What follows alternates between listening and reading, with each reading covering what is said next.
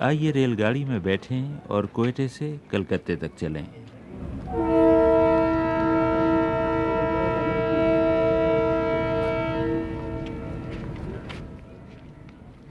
آپ نے ان سردار جی کا لطیفہ ضرور سنا ہوگا جنہوں نے ریل گاڑی میں سونے سے پہلے گارڈ کو ہدایت کی تھی کہ انہیں جگا کر جالندھر پہ اتار دیا جائے، لیکن جب سردار جی کی آنکھ کھلی تو صبح ہو رہی تھی، جالندھر پیچھے نکل چکا تھا اور گاڑی لاہور پہنچ چکی تھی۔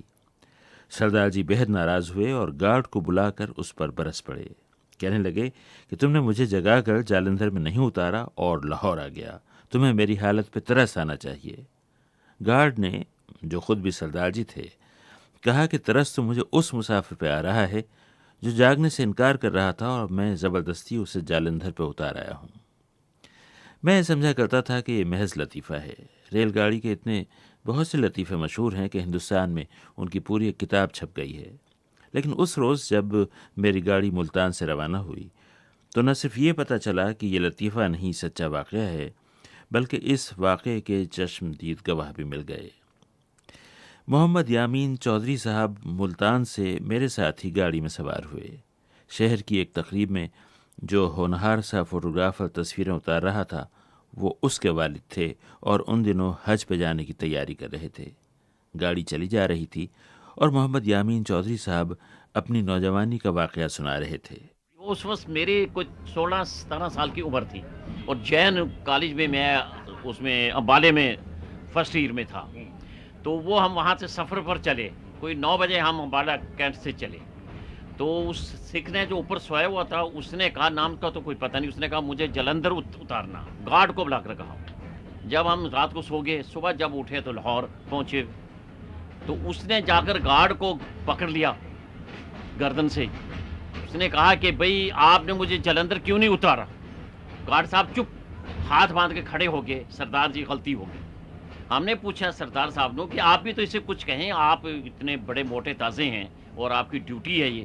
اس نے کہا جی کہ مجھ سے غلطی ہو گئی، دوسرے ڈبے میں ایک آدمی کوئی بالکل انہی کے ہم خیال تھا، ہم شکل تھا، تو میں وہ زبردستی وہاں اتار آیا، اس سے وہ پتہ نہیں مجھے کیا کہے گا۔ یعنی یہ میرے اپنے یہ 46 کا یہ ذکر ہے۔ اور وہ جو ہمارے بچپن میں ہر کہانی سے ایک سبق ملا کرتا تھا، سردار جی کے اس لطیفے سے جو سبق ملا چودھری صاحب نے دیانتداری سے بیان کر دیا۔ تو یہ ذمہ داری اس وقت اتنی ریلوے کی اتنی اہمیت تھی اور خاموش سے معافی مانگ رہا تھا وہ بھی۔ اگر آج کل ہو تو آج کل تو لڑائی جھگڑے ہی ہو جائے، یعنی ہماری ریلوے کی کارکردگی کا اس وقت اور اس میں دیکھیں زمین آسمان کا فرق ہے۔ گاڑی آگے نکلی جا رہی تھی، سرسبز کھیت پیچھے رہے جا رہے تھے، راہ میں نہروں کے پل آتے تو ایک لمحے کو شور سا مچتا اور چپ ہو جاتا، پھر چھوٹے چھوٹے اسٹیشن آنے لگے، ان کے سگنل اور کانٹے کے کیبن آنے لگے جن کی کھڑکیوں میں ہری جھنڈی پکڑے ایک شخص انتظار کر رہا تھا کہ گاڑی گزر جائے تو وہ جھنڈی لپیٹ کر دوبارہ مچان پہ رکھ دے۔ کانٹے والے کے یہ سارے کیبن خود اپنی قدامت کے بوجھ تلے دبے جا رہے تھے۔ کسی کو ان کی حالت زار پر ترس نہیں آیا کہ نئے کیبن بنوا دیتا۔ ابھی چند میل آگے ہندوستان میں آنکھ یہ منظر دیکھنے والی تھی کہ آزادی کے بعد سگنل کے جو نئے کیبن بنے ہوں گے اب وہ بھی گرائے جا رہے تھے اور بالکل نئے کیبن تعمیر کیے جا رہے تھے۔ ہاں، میں نے اس راستے میں لوہے کی وہ پرانی پٹڑیاں ضرور دیکھیں جو اکھاڑ کر ایک طرف ڈال دی گئی تھیں اور ان کی جگہ غالباً نئی پٹڑیاں بچھائی گئی ہوں گی، مگر وہ جو پرانی پٹڑیاں اکھڑی ہوئی تھیں وہ اتنی بری طرح گلی ہوئی نظر آ رہی تھیں جیسے انہیں کیڑا چاٹ گیا ہو۔ یقین نہیں آیا کہ اکھڑنے سے پہلے آتی جاتی ریل گاڑیوں میں بیٹھے لاکھوں مسافروں کی زندگیوں کی ضامن وہی ادھڑی ہوئی پٹڑیاں تھیں۔ کاش ریل کی پٹریوں کو بھی تمغہ جرأت اور تمغہ شجاعت دینے کا رواج ہوتا۔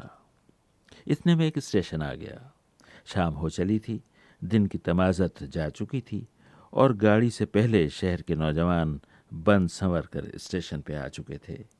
لڑکوں کی ایک ٹولی نے زنانے ڈبے کے بالکل سامنے پرا جمایا اور پتنگ اڑانے کی کوشش کرنے لگے۔ ایک لڑکا جس نے اپنے بال اچھی طرح جمائے ہوئے تھے ڈوری پکڑ کر کھڑا ہوا اور دوسرا لڑکا جس نے اپنی قمیض کے کالر کھڑے کر رکھے تھے کچھ فاصلے پر پتنگ پکڑ کر کھڑا ہوا اور کنی دینے لگا۔ باقی لڑکے اس انتظار میں کھڑے تھے کہ پتنگ بڑھے تو داد دیں، لیکن اس شام ہوا بند تھی، پتنگ کو نہ بڑھنا تھا نہ بڑھی۔ لڑکوں نے جھٹ اپنی ڈور لپیٹی اور کچھ دور دوسرے زنانے ڈبے کے سامنے پتنگ بڑھانے لگے۔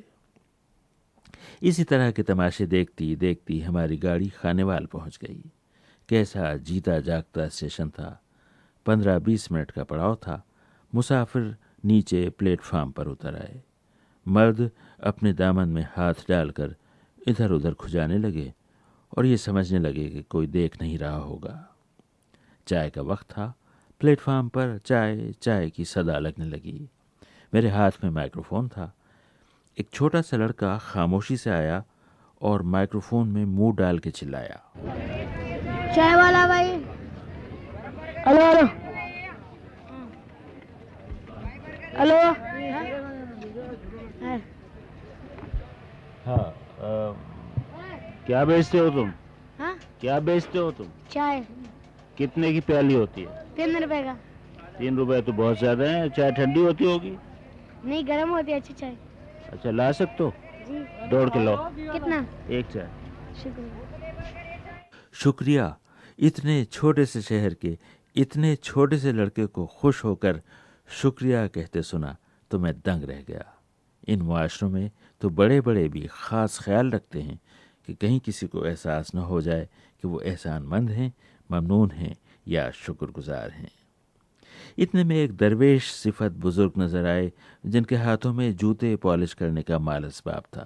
انہیں تو صوفیوں کے کسی دائرے میں ہونا چاہیے تھا۔ میں نے پوچھا، آپ یہاں کام کرتے ہیں؟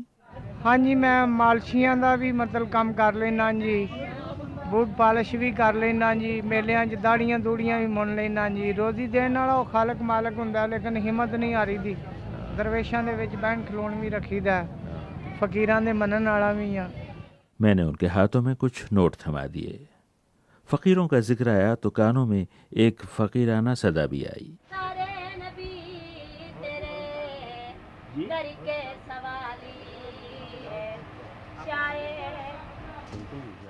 خانیوال جنکشن کا پلیٹ فارم تھا۔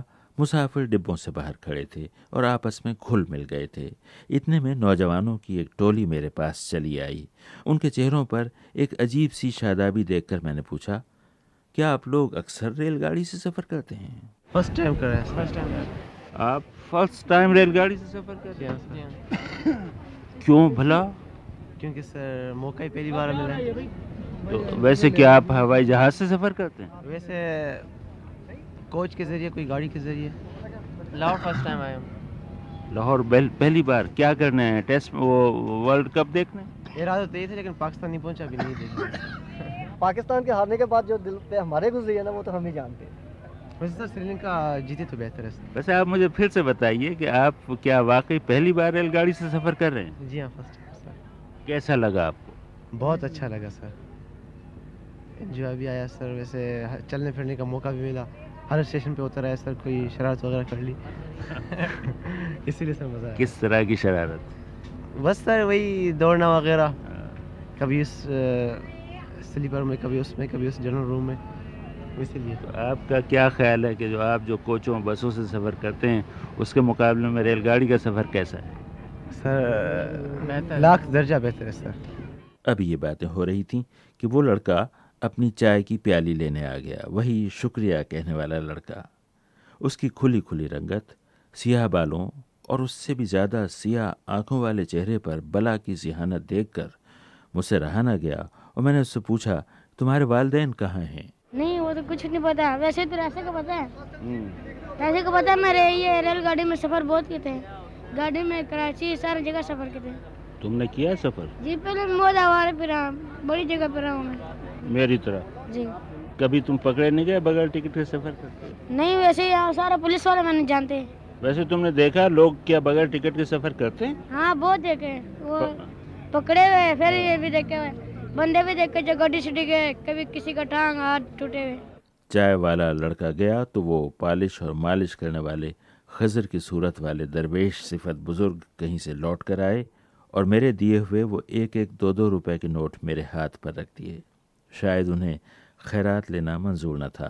कहने लगे, लेकिन सिर्फ इज्जत वाला काम जेड़े दी मैनू जरूरत होंदी वो मैं करना, ये नहीं कि मतलब कोई माड़ा काम कर लवां पुलिस वाले खिंच के लै जान, कोई गलत काम करना, सिर्फ इज्जत वाला काम करना कि जिदे विच मैनू अपनी इज्जत ठीक ठाक रहे। मैंने पूछा कि रेलवे का अमला और पुलिस वाले आपको परेशान तो नहीं करते? करते ने जी, लेकिन ये वे कि गार्ड साहब नू सलाम कर लईदा है, फिर पुलिस वाले दी कोई पालिश करनी होए तो वो कर दई दी है, जे मालिश मुलिश भी करनी होए तो कर दई दी है। बातें करते करते वो मालिशिया बुल्ले शाह के मिसरे पढ़ने लगा। उसकी गुफ्तगू तवील होती गई, कुछ समझ में आई कुछ ना आई, मगर उसने अपनी सारी गुफ्तगू का जो नतीजा निकाला वो हर्फ ब हर्फ समझ में आ गया। सच्ची गल करिए तो जान देनी पै जाती है, खल मारी पै जाती है, कूड़ मारिए तो शाबाश मिलती जाती। खानीवाल के स्टेशन पर 10-15 मिनट का यह क़याम ऐसा था कि जब गाड़ी आगे बढ़ने लगी तो मैंने स्टेशन से ज़ेरे लब कहा, शुक्रिया।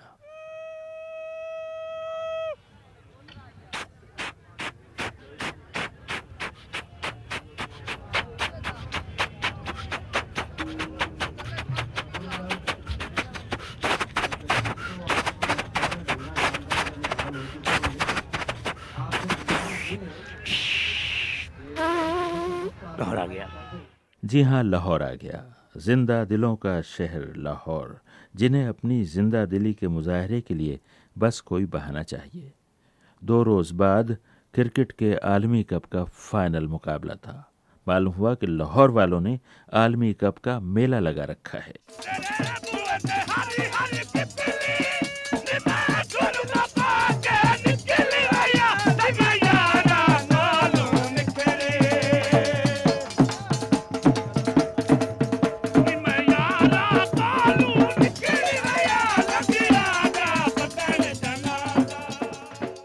आलमी कप के इसी मेले में मेरी मुलाकात शहर के नामवर कॉमेडियन चमकीला से हुई, जो हर आवाज़ की नकल उतारने में महारत रखते हैं। मैंने कहा कि अब भाप के इंजन तो चलने बंद हो गए, ज़रा मेरे लिए पुरानी रेलगाड़ी की आवाज़ निकाल दीजिए। वो उन्होंने निकाल दी। लाहौर शहर पर क्रिकेट का बुखार चढ़ा हुआ था। मैं स्टेशन से उतरकर एक होटल में गया जो रेलवे हेडक्वार्टर के बिल्कुल सामने है। सोचा कि रेलवे वालों से मिलना जुलना रहेगा, खूब इंटरव्यू होंगे, बातें होंगी, रेलवे की तारीख पढ़ी जाएगी, बड़ा लुत्फ आएगा। होटल में पहुंचा तो होटल वाले भी क्रिकेट की लपेट में आए हुए थे। कहने लगे, आज रात तो कमरे का किराया 1500 रुपये है, कल से 6000 रुपये हो जाएगा। मैंने हैरान होकर पूछा, भला क्यों? कहने लगे, श्रीलंका से हवाई जहाज़ भरकर लोग क्रिकेट देखने लाहौर आ रहे हैं और रोज़ाना 6000 रुपये देने के लिए तैयार हैं। मैंने कहा कि चलिए, मुझे एक रात के लिए ठहरा लीजिए, कल दिन के उजाले में कहीं और रहने का ठिकाना ढूंढ लूँगा। अगली सुबह शहर जागा तो क्रिकेट का वो जश्न जो रात भर के लिए सो गया था वो भी बेदार हो गया।